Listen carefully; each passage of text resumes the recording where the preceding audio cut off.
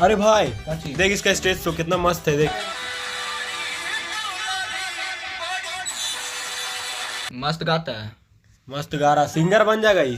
Singer बन जाएगा, बन गया। देख इसका एल्बम सॉन्ग। राजा जी के दिलावा टूट जाई, राजा जी के दिलावा। एल्बम सॉन्ग भी आ गया तो साला, स्टेज शो कर रहा था, एल्बम सॉन्ग आ गया। एल्बम सॉन्ग छोड़, देख इसका मूवी आ गया, देख कैसे मार रहा गुंडा को।